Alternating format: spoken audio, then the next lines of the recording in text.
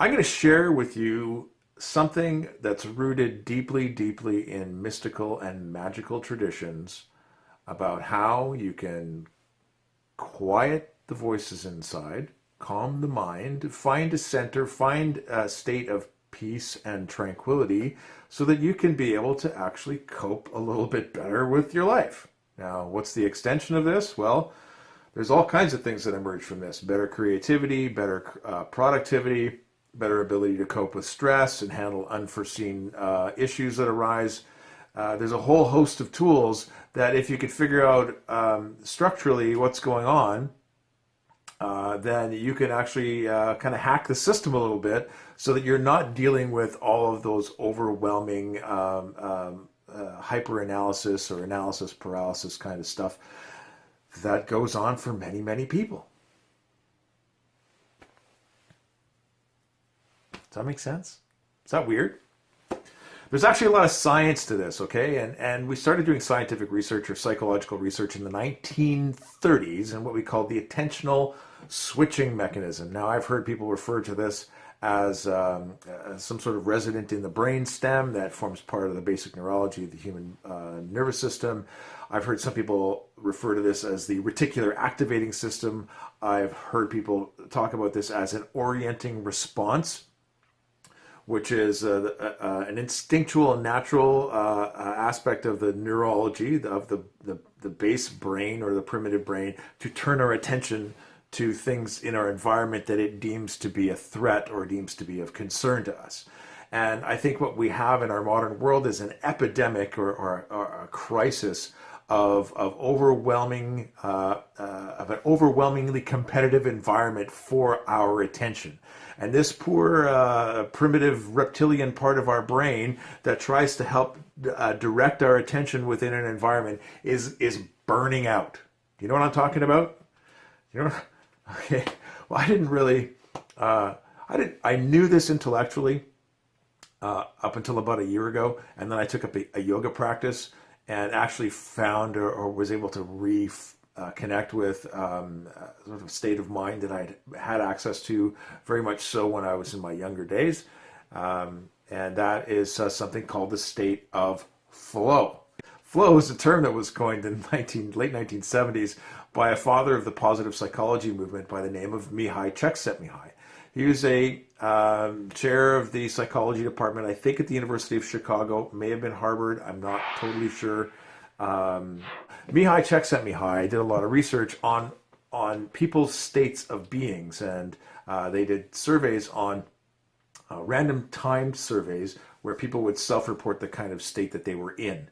And what he found was that most people are able to get into a state of engagement with the activities of their lives, or when they're engaged in sports or creative activities, where all those voices that and we've mapped these, they sort of emerge, or it's the front part of our brain that's running all of these scripts, right? It's called the prefrontal cortex. It's the thinking, planning, reasoning part of our brains up there at the front, that we're able to learn ways to shut this down periodically. Now, that sounds maybe scary. It's not, actually. It happens to us all the time.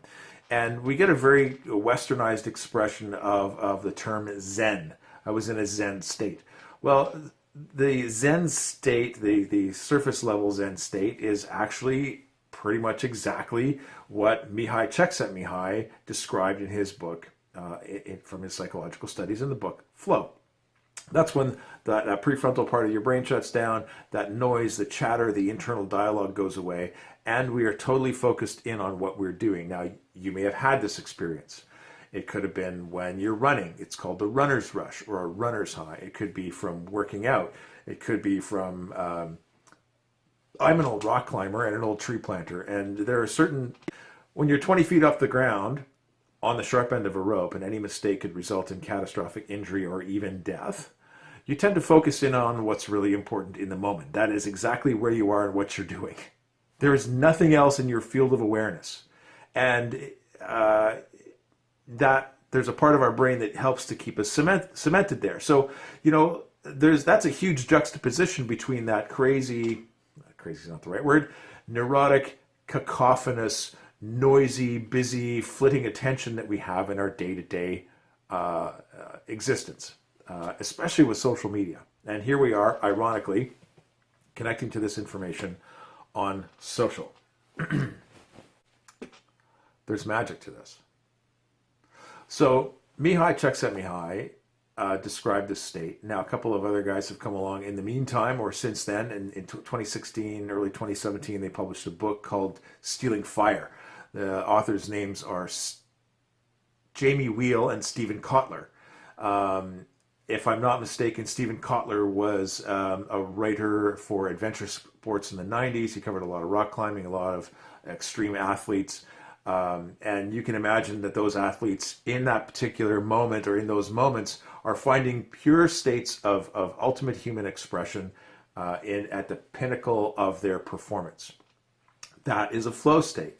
But you can also get into a flow state where your mind actually quiets naturally just by doing the dishes. Turn off the fucking phone. Okay? We can embrace ourselves or immerse ourselves into rich tasks, or we can immerse ourselves richly in tasks that require our full attention, and we can actually find quiet mind in there.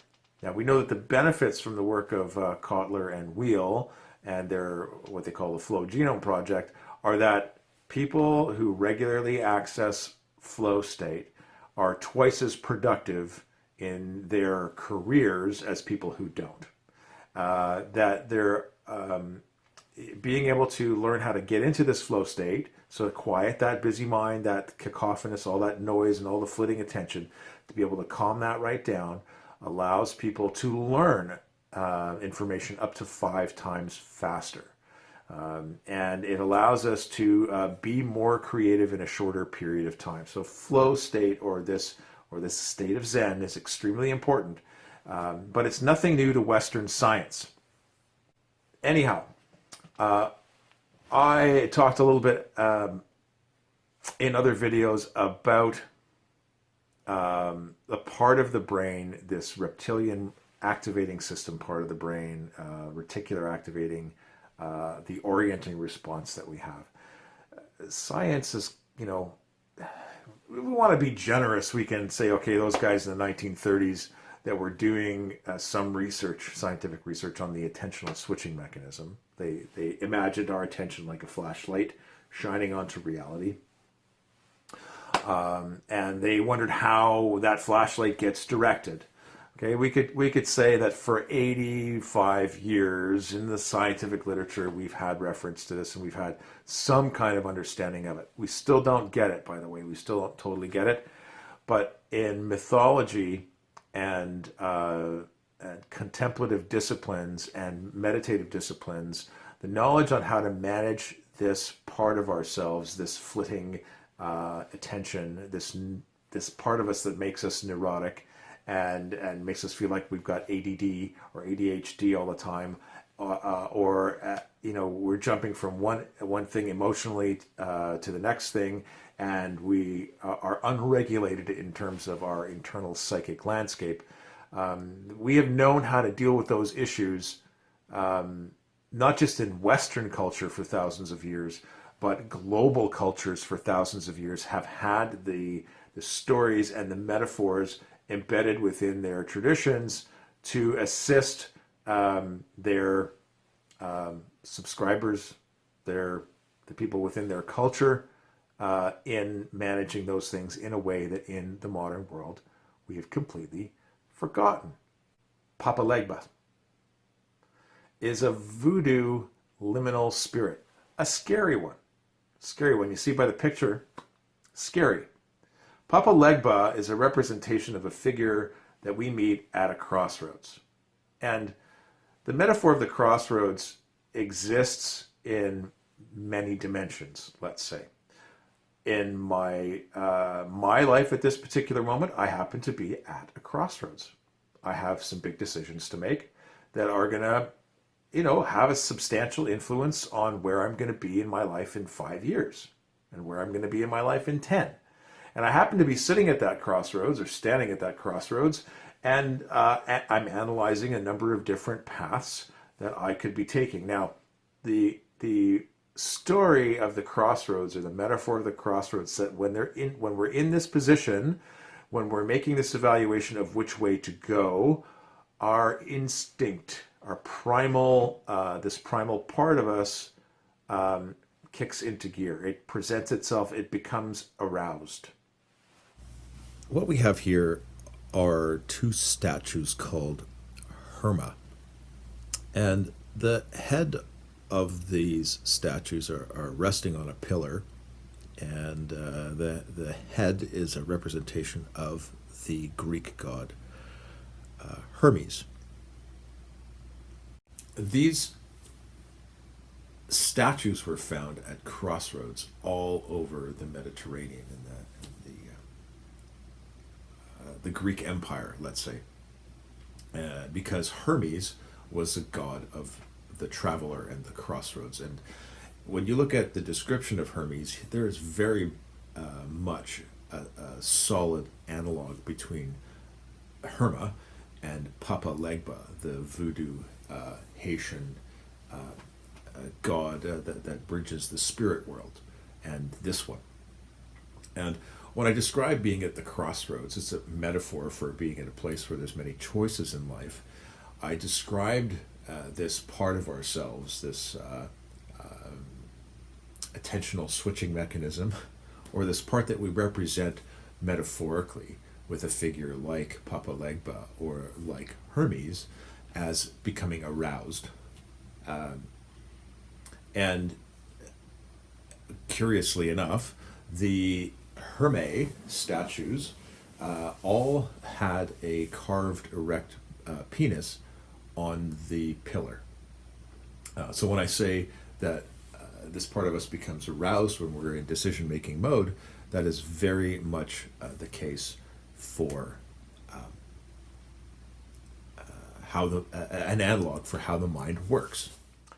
Now, I've read that according to one culture in particular, and there may be others, but one culture in particular gives a mythic personality to this part of ourself, or a metaphoric personality to this part of ourselves, at the sort of emotional level of a 3 or a 4 or a 5-year-old child that exists in our unconscious mind. Okay? So this child wants to do a couple of things for us: to protect us, and to please us. It wants to show us opportunity, and it wants to protect us from threats, is essentially what its job is. And it has access to the full range of sensory input coming into our system. It is rooted deep in the neurology. So even when we're consciously not paying attention to these things, our whole being is attuned by this part of ourselves, this attentional switching mechanism, to pick up things that are interesting or that will pique our interest. So this sounds weird, right? But if you've ever bought a new car, or you got a Canada Goose jacket for some reason, or Blundstone boots, and all of a sudden you've noticed the same car everywhere, or hey, someone's got a jacket just like I do, or like those Blundstone boots are everywhere. That's that part of your mind piquing your interest and attuning it to those things that it decides or believes that are relevant to you. So this is the switching mechanism that I was alluding to earlier, because our minds are going, all over the place, right? In the modern world that we're in, the media environment is tuned in such a way as to capture our attention and to suck us in. That's why you want to check Instagram every 15 minutes, because what happened now, and what happened now, and what happened now. That is the part of you that is attuned because it wants to remind you. So it can be a little bit compulsive. Now, there's a way to hack this part of yourself. And one of the most interesting ways that I've come across is that if you can subscribe to this part of yourself being like, a 3 or a 4 or a 5-year-old child, or if you'll bear with me, I'm going to play a little bit with the crossroads metaphor. This is the first card of the tarot. And over on this side is a little dog. That little dog is a representation of that part of your mind. The Fool is about to step off of a cliff. This is another way of expressing this idea of being at a crossroads or being blind to what's coming next. And that little white dog in the picture, if you've ever had a dog, dogs are very loving, loyal, and obedient, and they want to please you, and they want you to be happy, and they also want attention and love and positive reinforcement. So just like with a child, love and engagement with an animal works far better than discipline and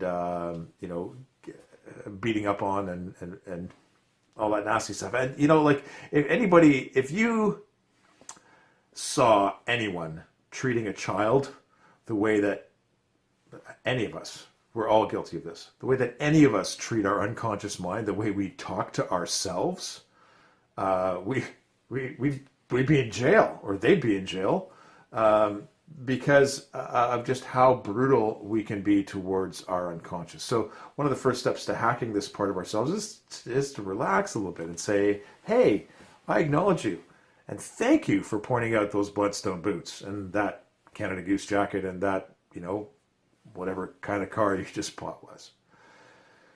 This is also the part of ourselves that is engaged when we actively and creatively set goals. When we set goals. And it's the part of us that the psychologist Carl Jung, psychiatrist, Swiss, who was a contemporary of Sigmund Freud, that's the part of us that he was in the same domain as when he was talking about synchronicity. And at certain points in our lives, when energies align in certain ways, for example, we're at a crossroads and this particular part of ourself is aroused, it will pay a lot more attention to things that it thinks are important to us, and it will become a little bit hyperactive.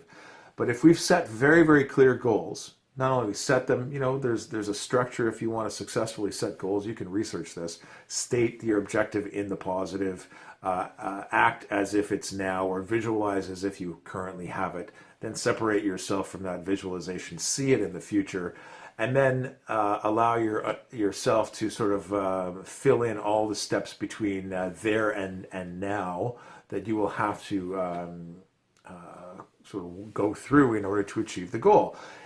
If you've ever gone through a process like that, this is the part of your mind that you're engaging, because you're structuring what's important to you. You're attaching a certain level of energy to it. You are then sort of, they say, surrender it or release it. And then that part of your unconscious will start to point out opportunities for you. And you'll find yourselves in conversations or with weird offers in the mail, or all kinds of strange coincidences that will align themselves seemingly magically with your goals. This is how that particular part of the brain works, and this is the metaphor of the crossroads. Now, they say that at the crossroads. Okay, so there's a couple of figures. I mentioned Papa Legbas. Papa Legbas is the devil figure or the trickster spirit figure from the Creole voodoo, Haitian voodoo tradition. And it's a representation or a metaphor or a mythic archetype of this trickster force or energy. The Greeks called this your daemon, not demon, but daemon. And the Romans called it your genie or your genius. There are many, many other terms for this around the world. Aboriginal, First Nations people, traditional people of Turtle Island refer to it as a spirit guide, and have structures to represent this figure within their spirit world.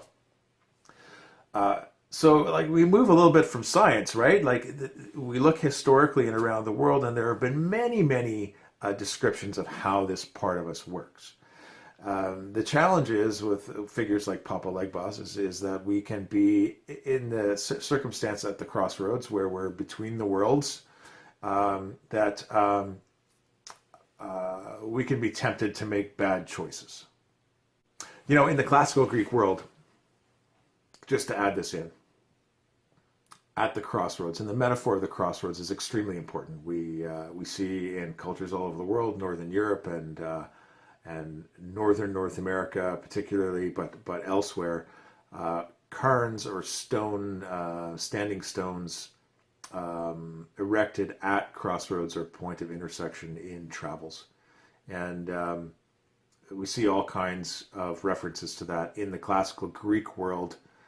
This was called a herme, or they were called herme, and a herma is a statue that's erected at a crossroad to the god of the messenger of the gods, or the intermediary between the worlds, Mercury, also called Hermes. In Egypt was referred to as Tot or Thoth. And this was this figure, this messenger of the gods, this intermediary between the worlds, that has the unique ability to move between the underworld, Mount Olympus, let's say, and the world that we exist in, the conscious mind. In Vedanta, we have the subtle world. That's the world of the mind, of mental images, dreams, imaginations, memories. We have the material world called the gross. And then we have what's called the causal plane, which is sometimes referred to as the ground of being or the ground of existence. Those correspond to various states of consciousness that we have. These are metaphors. They correspond to states that we have that are obvious to us. I am currently in a somewhat alert, waking state. When I go to sleep and close my eyes, I may have dreams. And in that state of consciousness, my consciousness is attuned to the subtle realm. The same as if we were to close our eyes and remember a happy birthday that we had somewhere, I don't know, in our teens or our 20s, where we were celebrating something important. That memory exists in the subtle space. And then we have causal. So we have waking consciousness, sleeping, dreaming consciousness, and we have deep, formless sleep consciousness. Hermes, Papa Legba, that little white dog, the child representative, the genius, the genie, the daemon, the spirit guide, all words to describe the same phenomena, describes that part of our consciousness that is able to travel between those three realms and direct our attention to external stimuli or internal objects, emotions, thoughts, feelings, memories, dreams, imaginations, lists of things to do. And we know that we can suspend all of that, give Hermes a little break. We can displace in the state of flow that active neurotic part of ourselves to find a sense of, well, if you unpack the word Om, which I may do in another video, that last syllable corresponds to that field of, or the ground of being, where all those thoughts, feelings, emotions, stimuli, and other attention grabbers are displaced. And we open up the portal to the subtle realm, to the causal realm, and to the part of ourselves that actually has deeply magical and mystical properties, our souls.